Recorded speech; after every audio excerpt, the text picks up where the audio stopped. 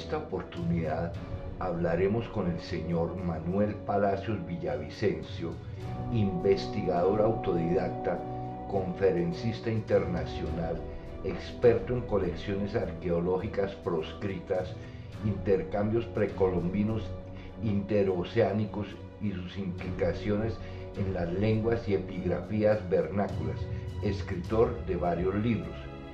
En este conversatorio con el autor de América Prohibida participamos Susana Varga, húngara de nacimiento, colombiana de adopción, bibliotecóloga e historiadora, reside en Cartagena, Colombia.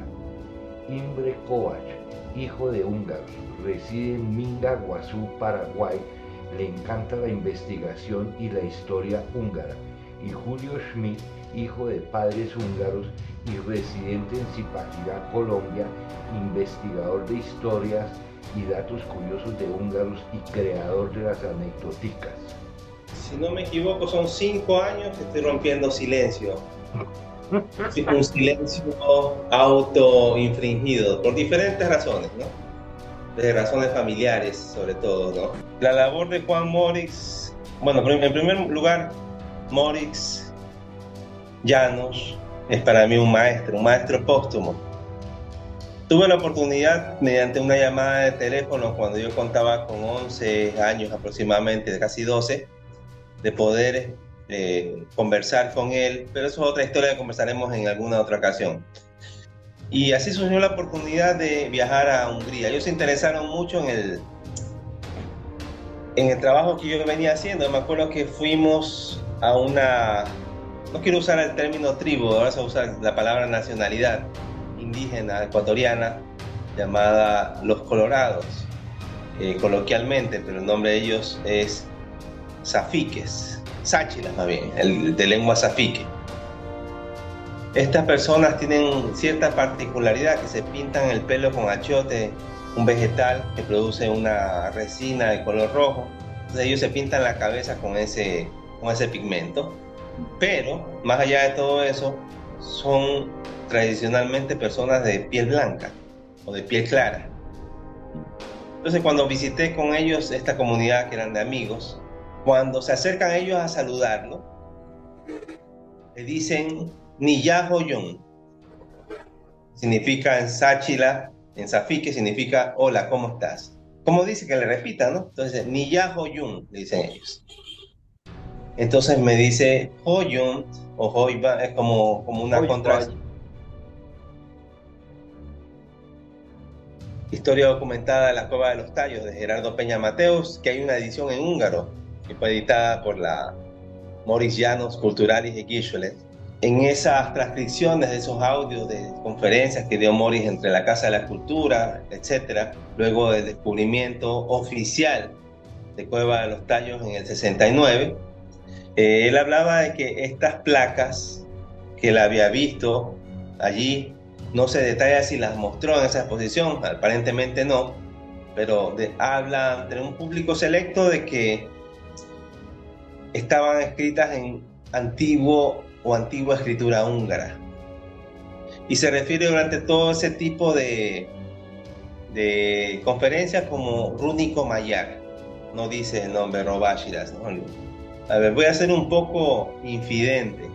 A lo largo de todos estos años, en más de una ocasión, siempre ha habido algún interesado en venderme piezas de la colección Crespi. Lo cual quiere decir, porque muestran las fotos, o en algún caso mostraron las piezas, ¿no? De que no se perdió totalmente. Si uno se da cuenta, y eso lo pongo en mi libro número 2, mientras seguimos conversando, de buscar justamente esa parte en la que el padre Carlo Crespi Croci, que era muy cercano y amigo de Moritz, él habla de que luego del incendio prácticamente, aquí está, es una carta dirigida al vicariato. Yo tengo ahí no solamente la carta, sino tengo la transcripción. En todo caso está detallando qué es lo que se quemó en el incendio. Realmente en el incendio se hubieron piezas que se robaron, piezas que fueron los que rescataron, las llevaron para su lugar, pero realmente el real robo de la colección Crespi ocurrió en los últimos años de vida del padre Crespi, no durante el incendio. Tenemos piezas que son hechas en cobre, que se supone que son falsificaciones, pero falsificaciones donde hay representaciones, por ejemplo, de diosas sumerio-egipcios, de dioses sumerios, de dioses egipcios. ¿Para qué hacer falsificaciones de algo que en esa época no tenía mercado? O sea, analicémoslo desde ese punto de vista. Decenas o centenas de planchas metálicas con motivos. Ahora, ¿qué es lo interesante de este tipo de material? Se los voy a contar. Cuando yo tomé las fotos de este material, esto estaba originalmente en un sótano de la parroquia María Auxiliadora en Cuenca. Estaba doblado en 4 pedazos, en 4 partes.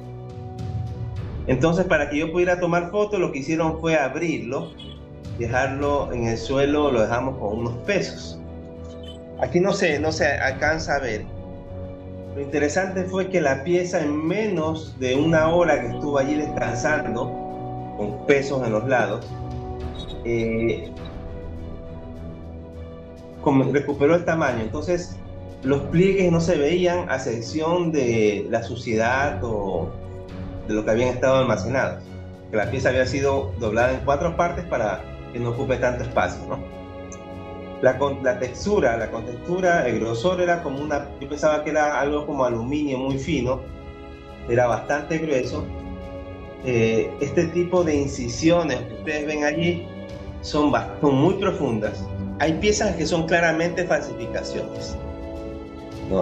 Y el padre Crespi las compraba sabiendo que eran artesanías, llamémoslo de esa manera, artesanías, no digamos falsificaciones, sino artesanías, ¿no? Hay piezas que aparentemente son parte de otras piezas que han sido cortadas y luego adjuntas a terceros materiales con la intención de que tengan un valor más alto. Hay piezas como las que ustedes ven aquí, ¿no?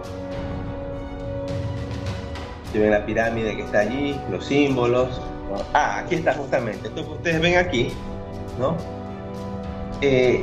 No me acuerdo si era esta pieza o otra, pero el tema que quiero contarles es algo interesante con un motivo claramente indígena que ha sido pegado, por decirlo de alguna manera, como adjunto a una olla común, una olla que incluso se le ve restos todavía de algo que se pegó, un hollín en el fondo, ¿no?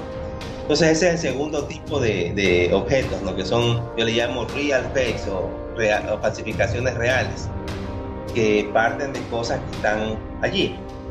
De ahí la tercera parte de la colección son piezas que son netamente arqueológicas, pero algunas que no tienen una pertenencia totalmente a la zona de acá. Estas sí son piezas más complejas. No las podemos considerar de oro, pero no sé si se dan cuenta de que el personaje está escribiendo, el atavío podría ser un indígena, ¿no? Aunque su rostro no es tan indígena, que se diga, ¿no? Y bueno, ustedes sabemos culturalmente que no solamente los pueblos indígenas usaban plumas en sus aditamentos, pero yo quiero que se fijen en la parte del libro que tiene en su mano. No sé si se alcanza a ver ahí. Sí, sí. Y si ven los símbolos que tiene ahí, ¿no? Ya. Se suponía que los indígenas americanos no tenían escritura, por eso no tenían o no hubo una manera de registrar su historia. Tiene un cinto. Sí. Y tiene abajo no sé si se alcanza a ver, símbolos también en el suelo, ¿no? En el piso, a manera de baldosa. Sí. Volviendo al tema de Cueva de los Tallos, las afirmaciones de Morix, la existencia, cómo se relaciona con la existencia de la colección Crespi, para mí fue lejos llegar a creer en Juan Morix. Por lo mismo que a ustedes les parecerá, ¿no? Que, bueno, es una locura lo que él dice, afirmar que había esta conexión con los mayares antiguos, que había esta biblioteca metálica. Entonces, yo con el pasar del tiempo fui investigando, hallando información, hallando datos que me hicieron darle un voto de fe, un voto de confianza, Juan. Y es lo que he mantenido hasta la actualidad, ese voto de confianza. Independientemente si no estoy activo al momento difundiendo o escribiendo o investigando, el voto de confianza no se va. Pero yo creo que al final todos los que hemos estado relacionados con Cueva de los Tallos o con Juan Morix, en algún momento decidimos callar o decidimos replegarnos, decidimos simplemente alejarnos de todo este tema. Él tenía una frase cuando él tuvo un duro traspié. Él le puso mucha energía a la expedición que se suponía se iba a dar con los ingleses en el año 76, con la expedición inglesa. Pero cuando se dio cuenta de cuáles eran los reales intereses, él se alejó completamente de esa expedición. Y a partir de entonces, ustedes ya no lo ven hablando de Cueva de los Tallos. Desde el año 76, Morix, hasta su fallecimiento en el año 91, se dedica a temas mineros y a otro tipo de temas, pero deja de hablar o de organizar unas expediciones oficiales a Tallos. Y tenía una frase que era: si hay algo que ha estado oculto 10.000 años, bien puede estar oculto 10.000 años más. Sí. Entonces, yo hubiera querido conversar con él de muchas cosas. Si a lo largo de los años me he ido enterando de muchas cosas, ha habido gente también interesada en que yo me aleje o pierda confianza. En algún momento alguien me dijo hace muchos años atrás que iba a apoyar mi investigación, un grupo de personas, y me mostraron una serie de evidencia, entre comillas, de que para que yo, entre comillas, entienda de que Juan Morix era un farsante. Y luego me ofrecieron pagarme para que yo difundiera esa información. Entonces sí, pero yo reflexioné algo. ¿Por qué? Miren, si se hubieran acercado solamente a darme la información sin el ánimo de pagar o de solventar o de financiar, yo podría haber creído. Pero yo pensé enseguida, ¿por qué alguien va a pagar para que yo crea una verdad? Yo me alejo definitivamente de la exploración de Cueva de los Tallos desde que sé, y no me da pena ni temor decirlo públicamente, de que hay intereses de otras personas vinculadas que no son necesariamente de investigación. Y el tema es que, como tal, en pleno 2023, no solamente está tu reputación en riesgo, sino tu vida. Así que prefiero alejarme. Tengo un libro inconcluso, he estado escribiéndolo cerca de 4 años.